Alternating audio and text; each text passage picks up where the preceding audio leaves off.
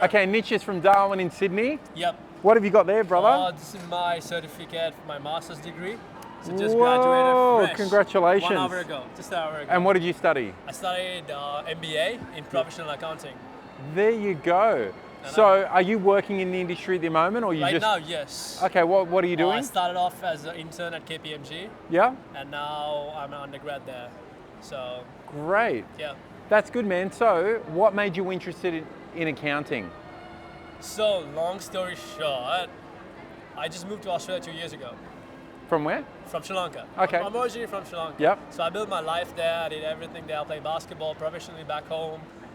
Moved here to start off a new life, a new career, and whatnot. And then when you move here as an Asian, South Asian, you can only come through a student visa. So you're gonna apply for a degree that you like and then study for 2 years. That's how you stay in the country. So out of all the degrees that came there, I chose accounting because I'm really good with numbers.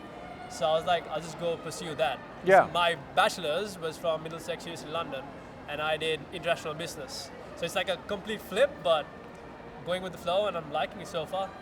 Good, man. So now you're doing an internship at KPMG. I finished my internship. Oh, you finished And it? they kept me on. Oh, good. So they waited till I graduate. Yep. So I'm undergrad right now, so I graduate today. Yep. I just graduated.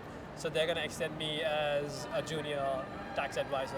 That's awesome, man. I know. Dude, that internship's like a really great opportunity for you to Right. have a preview at the job and see what that's course. like. Yes. Do you love what you're doing?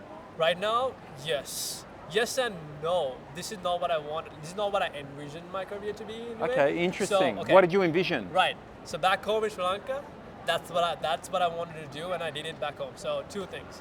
I was a basketball coach. Yep. So I used to work 3-4 hours a day coaching young kids, basically being not just basketball but also mentorship. Yep. You're changing lives. I like doing that, changing lives. You know, if you can impact someone's life and make it better, that's what I want to do.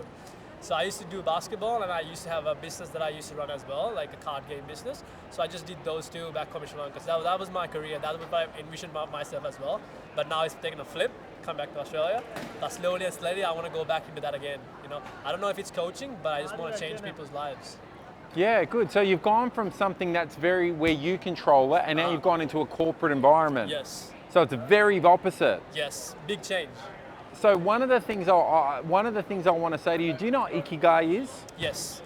Yeah. Yes, I know. It's a So Japanese term for The mission that you want to serve. Yeah. finding a purpose. Bro, I've got a book coming out. I'm Right. going to give you a copy of that book. Bet. Let's do it. And I'll tell you why. My vision or my impact is I Yeah. want to help people design their dream life. Right. And you know what you've just described there? Uh-huh. If a lot of people that are in your current position now, this is what happens. You take a path Yep. and you get opportunity like you've got right now, Yep. and you're at an amazing, you're at one of the big 4, KPMG, and you've got this vision, but you know that deep within your heart Yep. that you could not see yourself, I might be wrong, but doing what you're doing now in 20 years' time. Yep. You want to be doing greater things. Surely. Is that right? That's right. Yeah. But it's a slow step, right? Even right now, even though when I'm an accountant, my whole purpose isn't going and sitting behind a desk and typing numbers in. I'm also doing certain things to make the team more lively, more engaging. That's why they like me there, because I'm like the most energetic person there is. Like, you know, I just don't want it to be like proper accountants, you know, per se, right? So I'm getting the team up to do different challenges, different events. Like, that's why. So combining your skills of what you love and what you have, Yep. because you don't want to do the same thing in 20 years, Definitely and not. maybe building the skill set in that, but then applying the coaching and the mentorship through financial direction for a business, Yep. through maybe helping young people understand money and get on track with their Yep. finances, Yep. all that sort Yep. of stuff. Yeah, especially in the Northern Territory.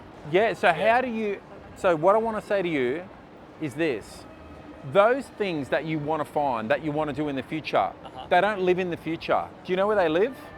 They live in the present. Right. So if I was you, this is what I would do. Yeah. The way that you coach basketball, I would get a group of young people together and say, do you guys want to learn about money? Do you want to learn about investing? Do you want to learn like how to build a pathway for yourself to create financial freedom? Do you want to learn how saving works, how taxes work? All the stuff that they don't really learn that well at school, you could be the guy that solves that problem. That's a massive problem to solve. I'm mind blown right now. Yeah, And you could it start is. that already. Yeah. So you don't need to wait. Yeah. One of the reasons people don't find their purpose, do you know why? Tell me. Because people you don't find purpose. Yes. Purpose is not found. It's not something that you look and you go, oh, there's my purpose. The way that you find purpose is through experiences, and you create meaning through experiences. Same thing. When I was back in home Sri Lanka, I started a job at Nike. Yes. I worked 5 months there and I quit. And I was like, no, this is not me. And that's when I started going into coaching and I started loving it. So, That's right. yeah. And that's how you find it. Yeah. So you find it by experimenting and doing things. Yeah. So sometimes people feel like they need all the skills in the world before they start something. But the truth is the greatest way to get those skills is do the job and then you figure it out along the way. And I want you to think of it like this. When you're on a pathway traveling somewhere, you've got a map. Right. And as you go on that map, you're walking along that map trying to find your pathway to get from A to B. Yeah. Sometimes the way people think is like if they're at a job and they don't necessarily have a map on what they want to do as a job or where they want to go. They just think, I'll eventually get there. And the reality is that you only get to a place when you know where you're going. So you need that map to go there. Yep. So like if you wanted to start a business like that, I would start that as soon as you get back to the Northern Territory. Right. And the way that I would start it is I would find a mentor or a network. Are you on LinkedIn? Yep. So I would go on LinkedIn and I would find a financial services or somewhere that services kids or goes into schools and say, I've just graduated, I've got an MBA here, I've done international studies in England, and I would love to impact kids and I would love to come in and start to help build a program for financial literacy. Yeah, and if it's not there, that's a niche market that you can start in yourself. Then you can start yourself. But you can build your network and say, do you guys do that? No, we don't. Well, I have a business that does that. Can I plug into your network? And then you can immediately start to test it. Yeah. Because you won't build something straight away. It'll take time. Of course, yeah. There's so many factors coming into play as well. So you've got to like slowly steady to get in. Because coming as an immigrant, there's so many barriers that we're going to overcome. So it's like slow and steady we get there, you know? So one step at a time. And yours might be for all the immigrants that are coming to Australia, you may be able to provide, that's what I mean. Like, True. That's how you've got to think outside of your KPMG job. So on a Saturday, I would be testing lots of different things, putting yourself in the maximum experience. Because how old are you? 28. Dude, this is your time to do it. Of course. That's good, man. And do you have a mentor? No. Dude, you should absolutely get a mentor. Do you know how to find one? LinkedIn. Yeah, you can go on LinkedIn and you can, but do you know what often happens on LinkedIn? Tell me. When people reach out for something, they reach out asking for something. What you're going to do is you're going to solve a problem for that person. Right. So you'll go on their page and go, I really love what you do and where you're at. Yeah. And I've noticed you don't have a great deal of content on your page. Right. I would love to come and film some content for you. Or I would love to assist you in how could I add value to what you do. Yeah. And if you start to add value to someone, that makes that person much more engaged in wanting to connect with you. Because mostly people, I get added on LinkedIn every single day.